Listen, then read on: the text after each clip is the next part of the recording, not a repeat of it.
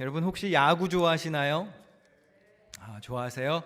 이번 메이저리그 베이스볼 결승전에 어떤 팀이 올라갔죠?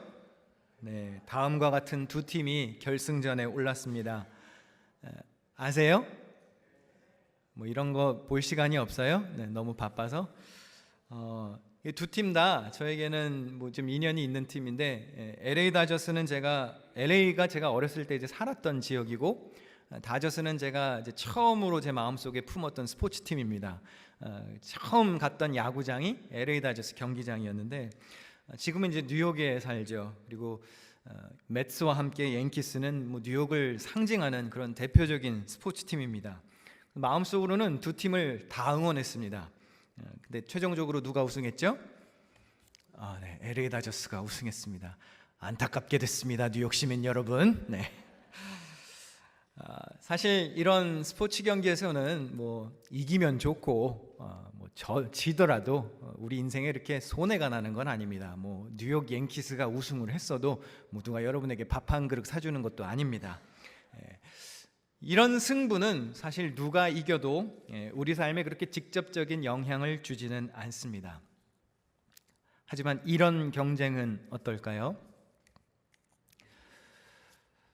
내일 모레죠. 이제 일렉션 데이, 미국 대통령을 뽑는 날입니다. 선거에 대해서 좀 질문을 하시는 분들이 계셔서 제가 두 가지는 말씀을 드리려고 합니다. 첫 번째, 투표권이 있으신 분들은 투표하십시오. 우리가 천국 백성이기는 하지만 한 나라의 국민입니다. 그러므로 나라의 지도자를 뽑는 일에 투표권이 있으신 분들은 참여하시는 것이 바람직합니다. 두 번째, 누구 찍어야 되냐고 궁금해하시는 분들이 있어서 제게도 와서 물어보시더라고요. 목사님, 누구 찍어야 돼요? 아니, 그럼 제가 뭐 중국으로 이사 가세요. 그럼 이사 가실 거예요? 네. 알아서 찍으세요. 목사가 강단에서 누구 뽑으라고 할 수는 없습니다. 뭐 교회 차원에서 어떤 특정 정당을 지지하거나 홍보하거나 특정 인물의 정치적 견해를 공개적으로 밝히는 것은 바람직하지 않다고 봐요. 다만 우리가 크리스찬으로서 생각해야 할 것은 몇 가지 있습니다. 교회는 우주 만물을 다스리시는 하나님을 예배하는 장소입니다. 저는 목사입니다. 성경을 가르치는 사람이고 설교하는 사람입니다. 그러니 우리의 신앙보다 정치 얘기를 하는 것이 앞설 수는 없습니다. 물론 저도 여러분도 추구하는 가치가 있고 견해가 있을 겁니다. 그러나 교회는 예수의 이름으로 하나 되는 곳이지 정치적 이념으로는 하나 될 수 없습니다. 모든 인간은 다 죄인입니다. 그리고 완전하지 않습니다. 이것은 대통령 후보도 마찬가지이고 투표를 하는 우리도 마찬가지입니다. 뭐 양심에 따라서 투표하라 그러는데 여러분의 양심도 믿을 만한 것은 못 됩니다. 그러니 내 판단에 의존하지 마시고 각 후보가 추구하는 가치들을 꼼꼼히 따져보는 노력 정도는 기울이십시오. 누가 말씀의 기반 위에 세워진 이 나라를 더 잘 지켜나갈 수 있을지를 따져보시고, 누가 그래도 조금이라도 더 하나님의 말씀에 더 가깝게 서 있는지, 그나마 누가 더 성경적 가치관을 가졌다고 평가되는지 기도해 보시고 판단해 보시고 둘 중에 그중 더 나은 사람을 뽑으시면 됩니다.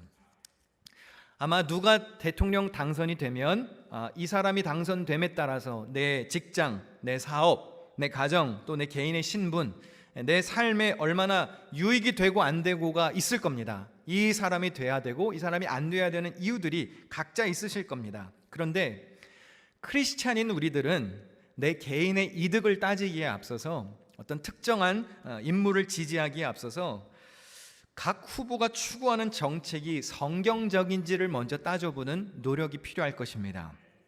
누가 창조의 질서를 더 잘 보존하는 정책을 추구하는지, 자라나는 우리 아이들의 미래에 누가 더 건전한 유익이 되는 법을 제정할 것인지, 생명을 존중하는지, 가정과 일터가 바르게 세워질 것인지 성도로서 여러분들이 현명한 결정을 내리셔야 합니다. 그리고 한 가지 잊지 마셔야 될 것은, 누가 백악관에 들어간다 그래서 하나님이 왕이신 것과는 아무런 연관이 없어요. 어제나 오늘이나 내일도 우리 삶을 주관하시는 우리의 왕은 하나님이십니다. 우리는 누가 당선되든지 국민으로서 나라의 질서를 잘 따르면서 하나님의 말씀에 어긋난 것들은 잘 분별하고 따르지 않고 기도하며 스스로 살피는 성도들이 되시면 됩니다. 무엇보다 믿음을 가진 성도들은 나라와 위정자들을 위해 기도하셔야 합니다. 우리 디모데전서 2장 1, 2절 말씀 같이 읽겠습니다. 시작. 그러므로 나는 무엇보다도 먼저 모든 사람을 위해서 하나님께 간구와 기도와 중보기도와 감사기도를 드리라고 그대에게 권합니다. 왕들과 높은 지위에 있는 모든 사람을 위해서라도 기도하십시오. 그것은 우리가 경건하고 품위 있게 조용하고 평화로운 생활을 하기 위함입니다. 아멘. 주님이 다스리시는 나라, 경건하고 품위 있게 평화와 질서 있게 살아갈 수 있는 나라가 되도록 힘써 기도하는 성도들이 되시기를 축원합니다. 계속해서 예배에 관한 시리즈 말씀을 전하고 있습니다. 오늘은 생활 예배라는 제목으로 우리의 일상을 한번 되짚어 보려고 합니다. 어떤 크리스찬들은 의식 중심의 신앙생활을 합니다. 교회에 와서 예배 잘 참석하고 또 교회에서 주관하는 프로그램에 잘 참여합니다. 하지만 일상생활에서 신앙인의 정신이 좀 희미한 경우도 있고요. 성경에 기초한 언행이 약한 경우도 있습니다. 반대로 어떤 성도들은 의식 위주의 신앙생활보다는 생활에서 확실한 크리스천 가치관을 가지고 살기도 합니다. 주일 예배 한 번 오는 정도이지만 일상생활은 정말 모범적이고 크리스찬답게 살아갑니다. 첫 번째 예시는 아마 한국 크리스찬들의 대표적인 모습일 겁니다. 한국인 성도에게 믿음이 좋은 게 뭐냐라고 물으면 이렇게 대답할 가능성이 큽니다. 주일 성수 잘하고 헌금 생활 잘하고 새벽 기도 나오고 주중 예배 나오고 성경 공부 참석하고 봉사 생활 잘하는 거, 그러면 믿음이 좋은 거라고 생각합니다. 여러분, 한국 교회처럼 잘 모이는 집단은 없습니다. 세계에.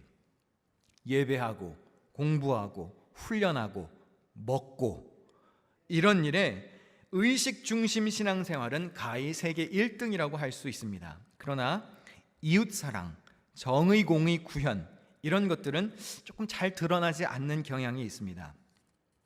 예배는 잘 드렸는데 식당이나 마트 가면 무조건 직원이랑 싸우는 이가 있어요. 근데 교회 다니는 이야. 운전대만 잡으면 레이서가 되고 입에서 각종 동물 용어가 튀어나오고 부모의 안부를 묻는 사람들이 있어요. 언행이 일치되지 않는 것이죠.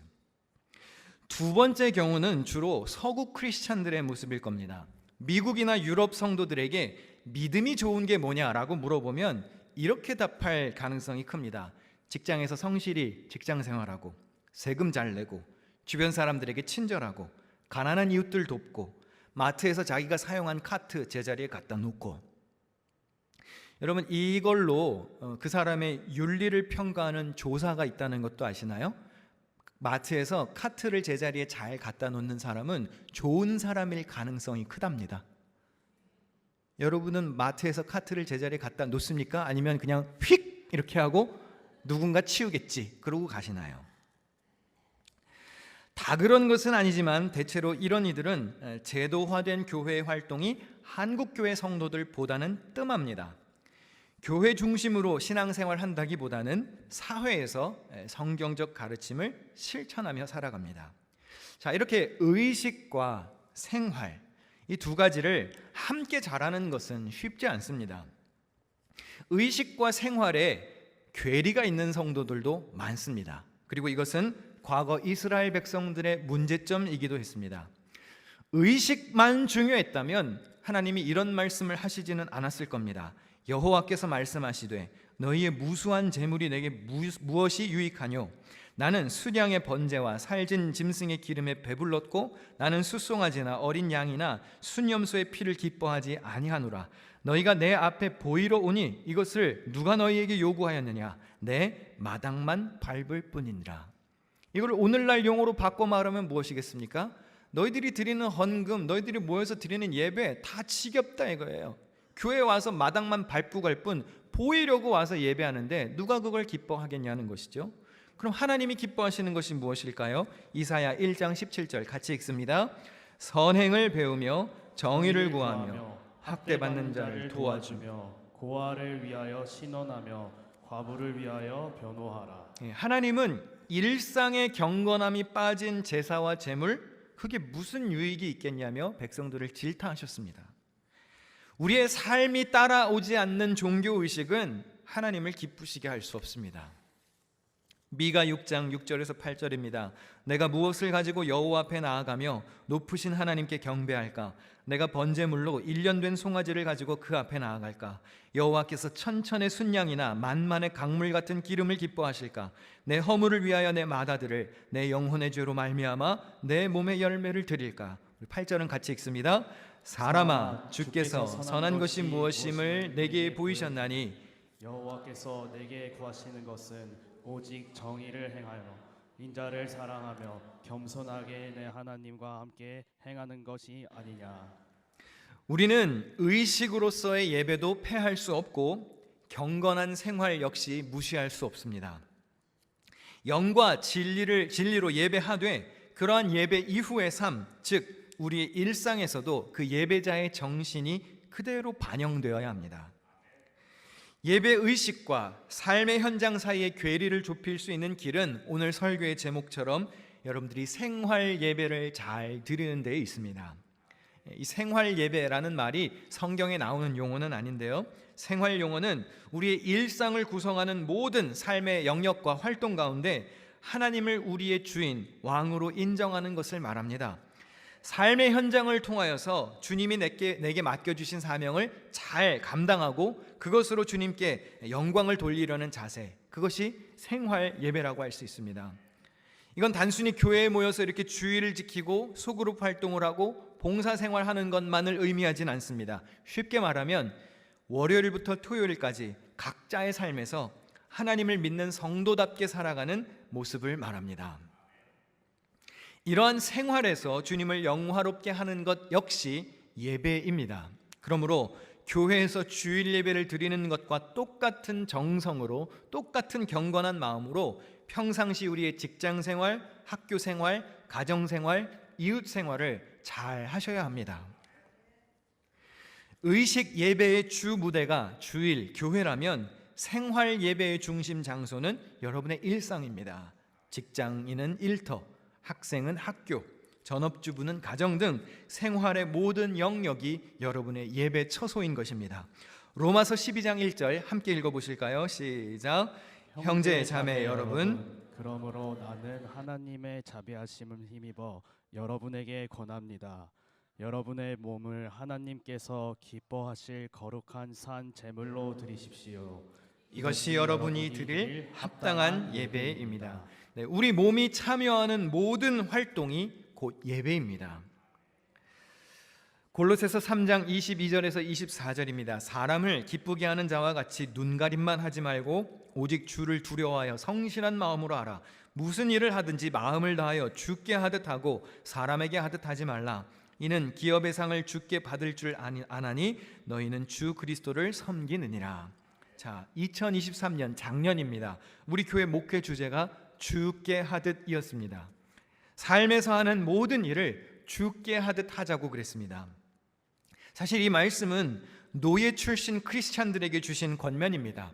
이 당시 종들에게는 천한 일거리들이 주어졌습니다. 그런데 이런 모든 일까지 다 주께 하듯 하라고 권면합니다. 우리가 수행하는 모든 일상이 곧 예배에 준하는 가치가 있음을 보여주는 말씀입니다. 누가 보아도 비천한 업무를, 노예들이나 하는 업무를 왜 주께 하듯 하라고 하셨을까요? 아무리 작은 일상의 세상의 일이라고 해도, 아무리 초라한 것이라고 해도 올바른 태도와 정신을 가지고 한다면 신앙적 가치가 있다는 것입니다.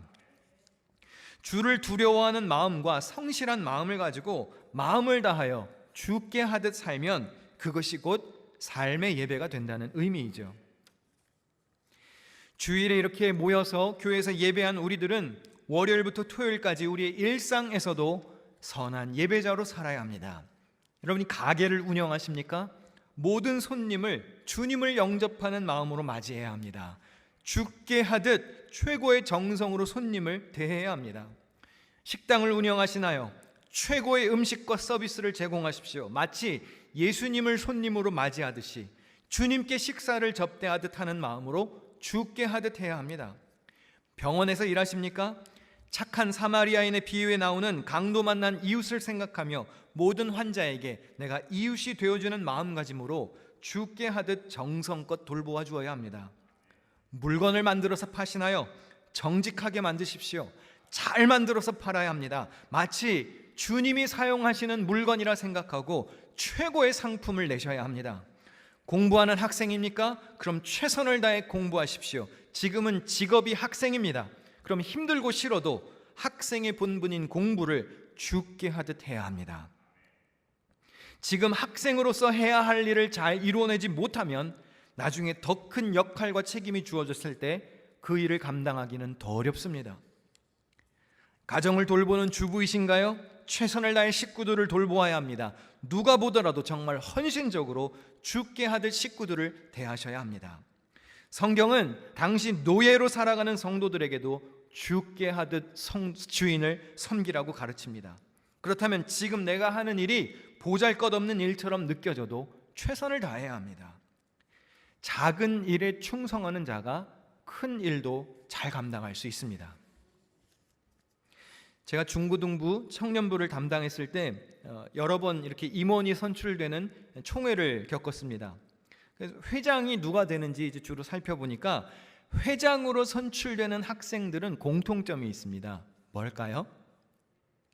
회장은 리더십도 있지만 잡일을 잘합니다. 작은 일에 충성한 경험이 있는 아이들이 너 큰 일을 맡겨도 잘하겠구나 해서 회장으로 뽑아주는 거예요. 여러분 혹시 지금 직장에서 말단 직원으로 일하십니까? 청소하시나요? 허드렛 일을 하십니까? 지금 심겨진 그 자리에서 일하는 태도가 여러분이 사장 됐을 때, 승진했을 때 일하는 태도를 결정하는 겁니다. 지금도 성실하지 않는데 여러분들이 무슨 수로 승진했을 때 성실해질 수 있겠습니까? 다윗은 목동으로서 자신에게 맡겨진 양들을 잘 돌보았습니다. 그래서 왕이 되었을 때에도 하나님의 양떼인 이스라엘 백성을 잘 돌보았던 거예요. 지금 여러분이 심겨진 자리에서 여러분의 일상에서 하는 모든 일이 다 생활 예배입니다. 그러므로 죽게 하듯 하셔야 합니다. 오늘 본문은 히브리서입니다. 시험과 박해로 인해서 신앙을 포기해야 할 위기에 처한 유대 크리스찬들을 위해서 쓴 편지입니다. 특히 히브리서에는 구약의 제사가 참 많이 언급되는 책이기도 합니다. 고난 중에서 믿음을 포기하거나 세상과 타협하는 이들이 많아지는 현실 속에서 믿음을 튼튼히 하고 성숙한 크리스찬이 되도록 권면하는 책입니다. 오늘 본문을 다시 한번 읽어보겠는데요. 우리 큰 소리로 같이 읽어봅니다. 시작. 그러므로 우리는 예수로 말미암아 항상 찬송의 제사를 하나님께 드리자. 이는 그 이름을 증언하는 입술의 열매니라. 오직 선을 행함과 서로 나누어 주기를 잊지 말라. 하나님은 이 같은 제사를 기뻐하시느니라. 네, 요 화면 잠깐만 띄워놔 주시고요. 찬송의 제사도 중요하지만 선을 행함과 서로 나누어 주기를 잊지 말라. 다시 말해서 착하게 사는 평상시의 삶을 잊어버리지 말라고 권면합니다. 두 가지를 함께 잘해야 한다는 것인데 저자는 선행과 나누어주는 걸 뭐라고 표현합니까? 하나님은 이 같은 제사를 기뻐하신다 그랬어요.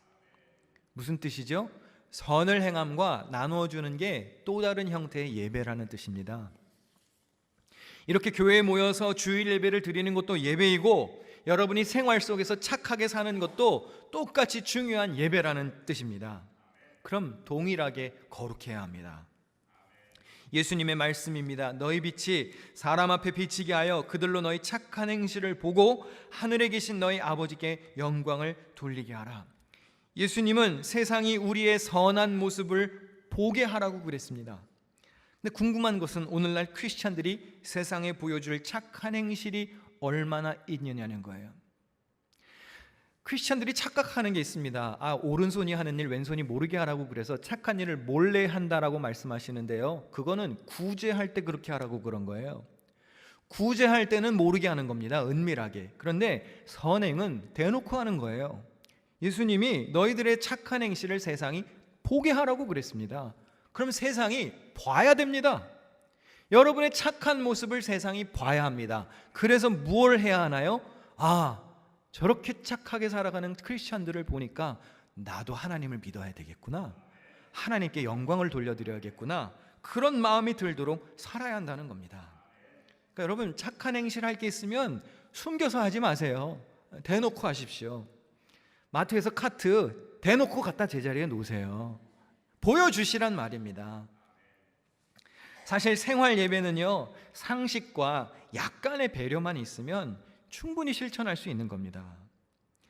언젠가 제가 Dutch House Rules를 소개한 적이 있는데 버전은 여러 가지지만 내용은 다 비슷합니다. 그냥 지극히 당연한 것들이에요. 화면을 한번 보실까요? If you turn it on, turn it off. 다음 화면입니다. 켰으면 끄고, If you open it, close it. 네가 열었으면 네가 닫고, If you move it, put it back. 움직였으면 제자리에 놓고, If you borrow it, return it. 빌렸으면 되돌려주고, If you break it, repair it. 망가뜨렸으면 고쳐놓고, If you make a mess, clean it up. 할렐루야. 이게 안 되시는 분들이 있죠. 창조의 질서를 거스르는 분들, 망가뜨리기만 하고 어질러 놓기만 하고 각기 종류대로 그 자리에 놓지 못하시는 분들 있잖아요. If you make a mess, clean it up. 치우라는 거예요. If it's not of your concern, keep it that way. 네 일이 아니면 상관하지 말라는 거죠. 당연한 것들입니다. 지극히 당연한 것들. 그런데 예수 믿는 성도들은 이것도 잘해야 됩니다. 때로는 상식과 배려가 이런 의식 예배보다 더 중요한 거예요. 물론 앞에서 이렇게 설교하는 저도 그렇게 자신 있는 사람은 아닙니다. 제가 지금까지 설교한 대로만 살았으면 아마 저는 날개 달린 천사가 되었을 겁니다. 저도 돌아보니까 저는 본성이 지독한 개인주의자예요. 남 일에 관심이 없습니다. 다른 사람 제 일에 참견하는 것도 무척이나 싫어했습니다. 비판적인 사람이었고요, 말도 곱게 하는 거 싫어했습니다. 그래서 직설적으로 쏘아대기 좋아해서 상처도 참 많이 주었던 사람입니다. 그런데 지금 제가 그러나요? 내라 그러시면 안 되고요. 물론 본성이 조금은 남아 있겠죠. 그러나 하나님의 말씀을 삶의 지침으로 삼고 삶의 한 절이라도 예수님 닮고자 노력하며 살아왔습니다. 그래서 제가 그랬잖아요. 목사로 사는 게 제일 힘든 것 중에 하나가 성질대로 못 살아서 힘들다고. 못난 본성과 이기적인 자아가 여전히 있겠죠. 그래서 저를 건드리면 그런 게 툭툭 튀어나올 수도 있겠죠. 그러나 예수님이 말씀하신 것처럼 나를 부인하고 십자가를 짊어지려고 매일매일 노력하면서 지금 조금 나아진 게 이 모양이에요. 그러니까 쉽게 말해서 내가 은혜 받고 내가 구원받아서 내가 목사니까 장로니까 집사 권사니까 말씀대로 살기 위해서 참고 사는 거죠. 뭐 저만 그러겠습니까? 여러분도 살다가 보면 그럴 일 있지 않나요? 진짜 내가 교회 집사만 아니었으면 진짜 내가 한판 엎었다. 그럴 때 있잖아요. 그렇죠? 근데 실제로도 엎으시는 분들이 있잖아요. 참아야 되는데. 그러니까 집사, 장로, 권사 이렇게 직분이 생긴다는 말은 그만큼 인내심이 더, 품위가 더 생긴다는 뜻인데요. 뚜껑 열리는 일이 있어도 자아를 죽이고 착하게 살아보려고 노력하니까 그래도 예전보다 나아져서 지금 이 정도이신 거잖아요. 여러분이 예수 안 믿었으면 어쩔 뻔했어요. 생각만 해도 끔찍하죠? 아무도 동의를 안 하시는 것 같은데. 여러분, 변해야 됩니다. 예수 믿었으면 달라져야 됩니다. 요한복음 3장 3절 같이 읽겠습니다. 시작. 예수께서 대답하여 이르시되 진실로 진실로 내게 이르노니 사람이 거듭나지 아니하면 하나님의 나라를 볼 수 없느니라. 아멘. 거듭나지 않으면 하나님의 나라를 볼 수 없습니다. 바뀌어야 돼요. 기독교는 변화의 종교입니다. 예수 믿기 전에는 내가 이렇게 살았지만 예수 믿은 다음에는 착하게 사는 거예요. 예수 믿기 전에는 하고 싶은 말 다 하고 먹고 싶은 거 다 먹고 가고 싶은 데 다 가고 성질대로 살았지만 구원받은 사람으로 살 때에는 그렇게 살면 안 되는 겁니다. 쉽게 말해서 예수 믿는 사람은 성질대로 살면 안 돼요. 제가 좋아하는 한 교수님이자 목사님이 그런 말씀하셨습니다. 습관이 바뀌기 전까지는 아무것도 달라진 게 아닙니다. 여러분이 잠깐 달라진 척 할 수 있어요. 그러나 여러분의 평상시의 습관이 바뀌지 않을 때까지는 아무것도 달라진 게 아니에요. 습관대로 험담 툭툭 튀어나오고 씹는 말 툭툭 튀어나오고 성질 튀어나오고 인상 팍 쓰고 아무데나 쓰레기 버리고, 그건 습관이 아직 안 고쳐진 거예요. 그건 아직 덜 거듭난 거죠. 변해야 합니다. 어제보다 오늘이 거룩해야 하고요, 오늘보다 내일이 더 착해야 합니다. 날로 날로 거듭나며 성숙해가는 은혜가 있으시기를 축원합니다. 저희 가정은 오늘 본문에 나온 말씀처럼 선을 행하고 나누어 주기를 잊지 말라는 그 말씀을 조금이라도 실천하려고 10여 년 전부터 아프리카에 있는 어린 아이들을 후원하고 있습니다. 1인당 1명, 총 5명의 아이들을 후원합니다. 저와 제 아내가 각각 한 명씩 후원을 하고요, 제 아이들도 아이들의 이름으로 한 명씩 돕고 있습니다. 한 달에 한 30불 정도의 돈을 후원합니다. 이 30불로 그 아이들이 먹기도 하고 입기도 하고 교육을 받기도 합니다. 저희들이 재물이 넘쳐나는 부자여서 하는 거 아닙니다. 하나님이 주신 은혜가 있기 때문에 감사한 마음으로 조금이나마 이 나눔을 실천하는 거예요. 하나님의 말씀에 따라서 하는 겁니다. 저희 아이들이 태어났을 때 아이들이 태어남과 동시에 아프리카의 후원 아동을 연결시켜 주었습니다.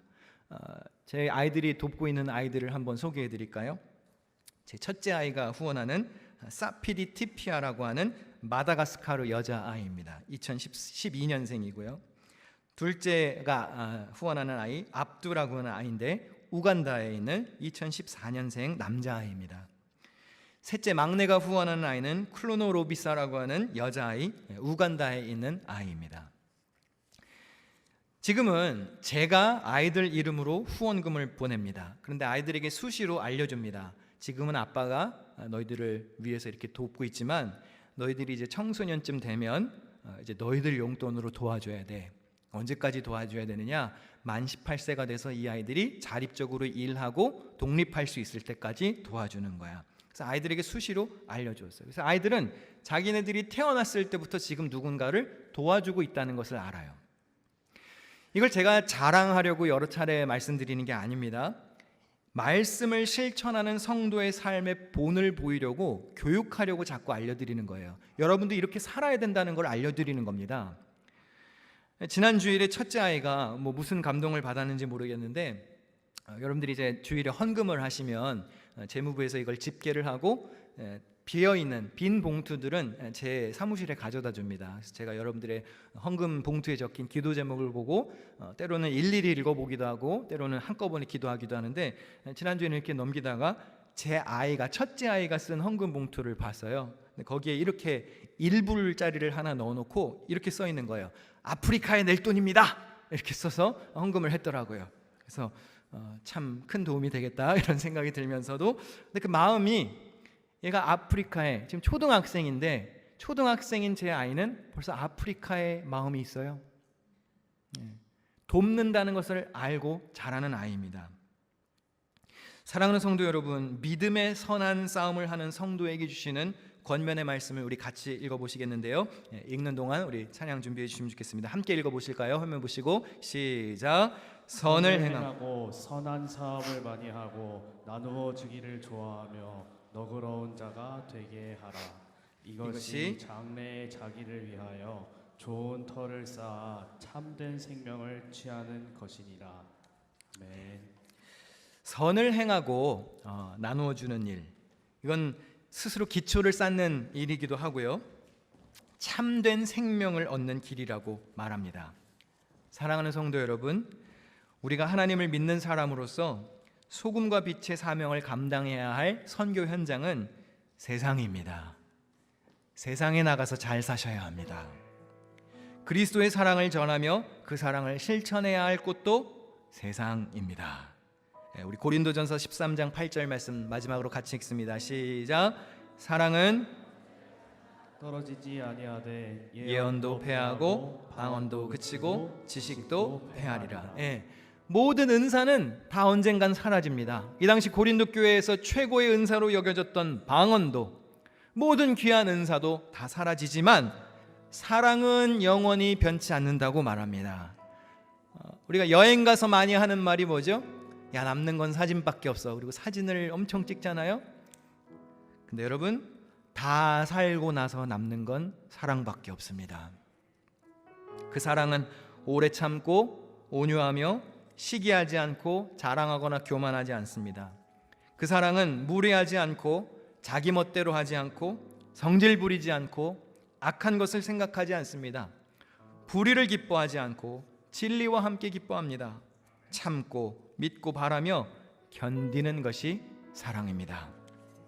이렇게 모여서 모이는 의식의 예배, 주일 예배, 교회 모임도 귀히 여기십시오. 은혜 받는 자리 사모해야 합니다. 그러나 동시에 선을 행함과 나누어 주기를 잊지 마십시오. 찬송의 제사와 함께 여러분들의 이웃들에게 사랑을 실천하는 생활 예배에서도 승리하는 성도들이 되시기를 축원합니다.